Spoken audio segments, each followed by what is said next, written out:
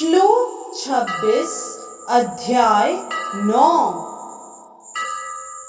पत्रं पुष्पं फलं तोयं यो मे भक्त्या प्रयच्छति तदहं भक्त्युपहृतम् अश्नामि प्रयतात्मनः।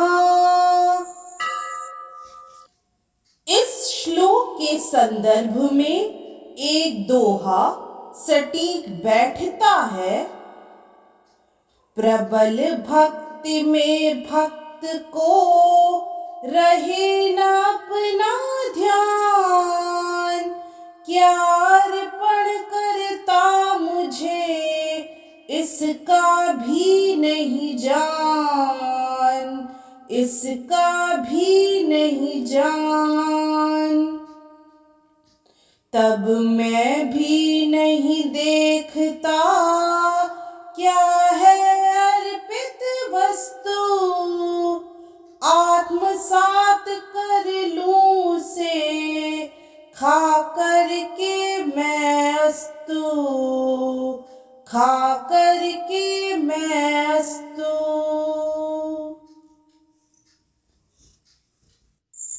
इस श्लोक में श्री कृष्ण अर्जुन को कहते हैं, यदि कोई प्रेम तथा भक्ति के साथ मुझे पत्र, पुष्प, फल या जल प्रदान करता है तो मैं उसे स्वीकार करता हूँ।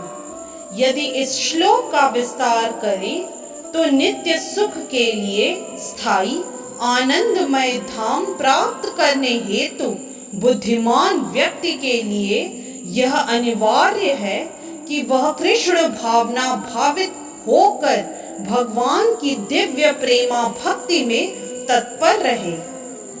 ऐसा आश्चर्यमय फल प्राप्त करने की विधि इतनी सरल है कि निर्धन से निर्धन व्यक्ति को योग्यता का विचार किए बिना इसे पाने का प्रयास करना चाहिए। इसके लिए एकमात्र योग्यता इतनी ही है कि वह भगवान का शुद्ध भक्त हो। इससे कोई अंतर नहीं पड़ता कि कोई क्या है और कहाँ स्थित है। यह विधि इतनी सरल है कि यदि प्रेम पूर्वक एक पत्ती, थोड़ा सा जल या फल ही भगवान को अर्पित किया जाता है तो भगवान उसे सहर्ष स्वीकार करते हैं। अतः किसी को भी कृष्ण भावनामृत से रोका नहीं जा सकता, क्योंकि यह सरल है और व्यापक है। ऐसा कौन मूर्ख होगा जो इस सरल विधि से कृष्ण भावना भावित नहीं होना चाहेगा और सच्चिदानंदमय जीवन की परम सिद्धि नहीं चाहेगा। कृष्ण को केवल प्रेमा भक्ति चाहिए और कुछ भी नहीं। कृष्ण तो अपने शुद्ध भक्त से एक छोटा सा फूल तक ग्रहण करते हैं, किंतु अभक्त से वे कोई भेंट नहीं चाहते। उन्हें किसी से कुछ भी नहीं चाहिए, क्योंकि वे आत्मतुष्ट हैं। तो भी वे अपने भक्त की भेंट प्रेम तथा स्नेह से, विनिमय से स्वीकार करते हैं। कृष्ण भावनामृत विकसित करना जीवन का चरम लक्ष्य है। इस श्लोक में भक्ति शब्द का उल्लेख 2 बार यह करने के लिए हुआ है कि भक्ति ही कृष्ण के पास पहुंचने का एकमात्र साधन है। किसी अन्य शर्त से, यथा ब्राह्मण, विद्वान, धनी या महान विचारक होने से कृष्ण किसी प्रकार की भेंट लेने को तैयार नहीं होते। भक्ति ही मूल सिद्धांत है, जिसके बिना वे किसी से कुछ भी लेने के लिए प्रेरित नहीं किए जा सकते। भक्ति कभी हेतु की नहीं होती, यह शाश्वत विधि है। यह परब्रह्म की सेवा में प्रत्यक्ष कर्म है।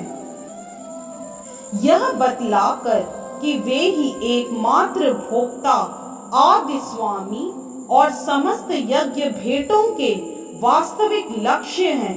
अब भगवान कृष्ण यह बताते हैं कि वे किस प्रकार भेंट पसंद करते हैं।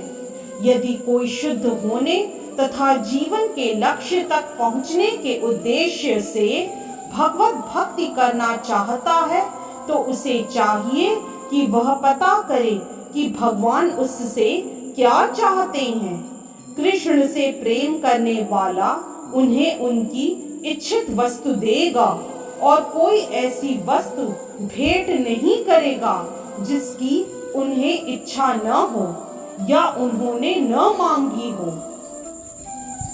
इस प्रकार कृष्ण को मांस, मछली या अंडे भेंट नहीं किए जाने चाहिए। यदि उन्हें इन वस्तुओं की इच्छा होती तो वे उनका उल्लेख करते। उल्टे वे स्पष्ट आदेश देते हैं कि उन्हें पत्र, पुष्प, जल तथा फल अर्पित किए जाएं और वे इन्हें स्वीकार करेंगे। शाक, अन्न, फल, दूध तथा जल ये ही मनुष्यों के उचित भोजन हैं और भगवान कृष्ण ने भी इन्हीं का आदेश दिया है। इनके अतिरिक्त हम जो भी खाते हों वह उन्हें अर्पित नहीं किया जा सकता, क्योंकि वे उसे ग्रहण नहीं करेंगे। यदि हम ऐसा भोजन उन्हें अर्पित करेंगे तो हम प्रेमा भक्ति नहीं कर सकेंगे।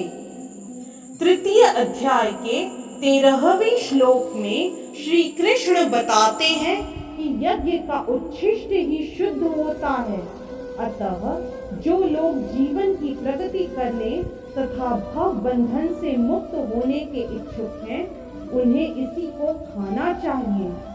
उसी श्लोक में वह यह भी बताते हैं कि जो लोग अपने भोजन को अर्पित नहीं करते वे पाप भक्षण करते हैं। दूसरे शब्दों में उनका प्रत्येक पौर इस संसार की जटिलताओं में उन्हें बांधने वाला है। अच्छा सरल शाकाहारी भोजन बनाकर उसे भगवान कृष्ण के चित्र या अर्चा विग्रह के समक्ष अर्पित करके तथा नतमस्तक होकर इस तुच्छ भेंट को स्वीकार करने की प्रार्थना करने से मनुष्य अपने जीवन में निरंतर प्रगति करता है, उसका शरीर शुद्ध होता है और मस्तिष्क के श्रेष्ठ तंतु उत्पन्न होते हैं, जिससे शुद्ध चिंतन हो पाता है।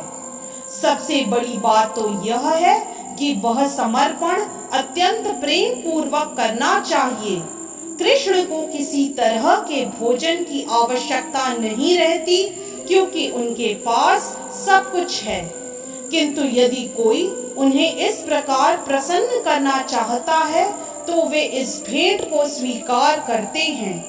भोजन बनाने, सेवा करने तथा भेंट करने में जो सबसे मुख्य बात रहती है वह है कृष्ण के प्रेमवश कर्म करना। वे मायावादी चिंतक भगवत गीता के इस श्लोक का अर्थ नहीं समझ सकेंगे, जो यह मानकर चलते हैं कि परम ब्रह्म इंद्रिय रहित है। उनके लिए यह या तो रूपक है या भगवत गीता के उद्घोषक कृष्ण के मानवीय चरित्र का प्रमाण है। किंतु वास्तविकता तो यह है कि कृष्ण इंद्रियों से युक्त हैं और यह कहा गया है कि उनकी सारी इंद्रियां परस्पर परिवर्तनशील हैं। दूसरे शब्दों में एक इंद्रिय दूसरी इंद्रिय का कार्य कर सकती है। कृष्ण को परम ब्रह्म कहने का आशय यही है। इंद्रिय रहित होने पर उन्हें समस्त ऐश्वर्यों से युक्त नहीं माना जा सकता। 7वें अध्याय में कृष्ण ने बतलाया है कि वे प्रकृति के गर्भ में जीवों को स्थापित करते हैं। इसे वे प्रकृति पर दृष्टिपात करते हैं। अतः यहाँ पर भी भक्तों द्वारा भोजन अर्पित करते हुए भक्तों को प्रेम पूर्ण शब्द सुनना कृष्ण के द्वारा भोजन करने तथा उसके स्वाद लेने के ही समरूप है। इस बात पर इसीलिए बल देना होगा क्योंकि अपनी सर्वोच्च स्थिति के कारण उनका सुनना उनके भोजन करने के ही समरूप है। केवल भक्त ही बिना तर्क के यह समझ सकता है कि परब्रह्म भोजन कर सकते हैं और उसका स्वाद ले सकते हैं। इस तरह से श्लोक 26 अध्याय 9 की व्याख्या यही संपन्न होती है। जय श्री कृष्णा।